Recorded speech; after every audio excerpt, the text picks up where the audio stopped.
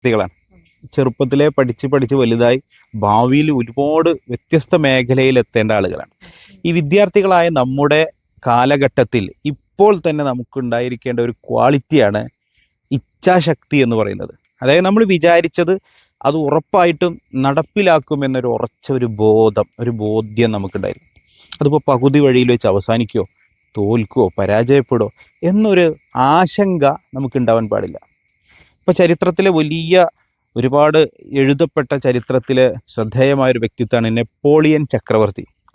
അദ്ദേഹം ഒരു വലിയ സൈന്യാധിപനായിരുന്നു. അദ്ദേഹം ഒരുപാട് രാജ്യങ്ങളൊക്കെ കീഴടക്കി.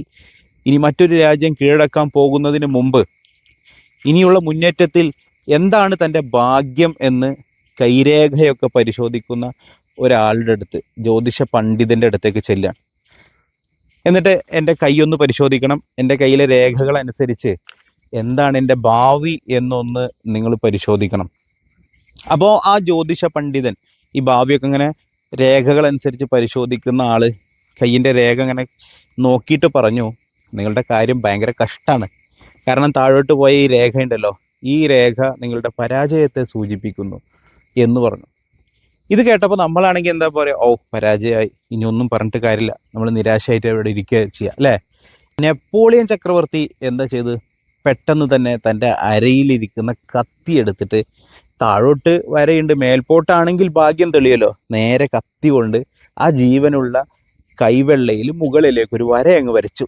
മുകളിലേക്ക് വര വരച്ചിട്ട് പറഞ്ഞു, ഇനി എങ്ങനെ, എൻ്റെ കയ്യിലൊരു രേഖ ഞാൻ വരച്ചിട്ടുണ്ട്. ഇത് കേട്ടപ്പോൾ ആ ജ്യോതിഷ പണ്ഡിതൻ അത്ഭുതപ്പെടുകയാണ്. അദ്ദേഹം പറഞ്ഞു, താങ്കളെക്കാൾ വലിയൊരു ഇച്ഛാശക്തിയുള്ള വേറെ ആരുമില്ല. കാരണം ഇത്രയും സാഹസത്തിന് മുതിരാൻ താങ്കൾക്ക് കഴിഞ്ഞല്ലോ.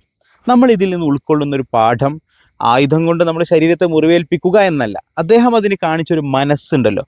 അതായത് കൂടുതൽ ആലോചിച്ച് നിൽക്കാതെ എനിക്ക് മുന്നേറാൻ കഴിയും, എൻ്റെ മുന്നേറ്റത്തിന് തടസ്സം മുകളിലേക്കൊരു വരയില്ല എന്നതല്ലേ, അതുകൊണ്ട് ഞാൻ വരക്കുന്നു എന്ന ആ ഒരു ചിന്ത അവിടെ കടന്നു വരിക. നമ്മൾ പഠിക്കുന്ന കുട്ടികളാണ്. നമ്മൾ പഠിക്കാൻ എന്താണോ തടസ്സമായി തോന്നുന്നത് ആ തടസ്സം നീക്കിക്കൊണ്ട് നല്ല ഉഷിരുള്ള വിദ്യാർത്ഥികളായി നമുക്ക് മാറാൻ കഴിയണം. കഴിയൂലേ? ഇൻഷാ അല്ലാഹ്.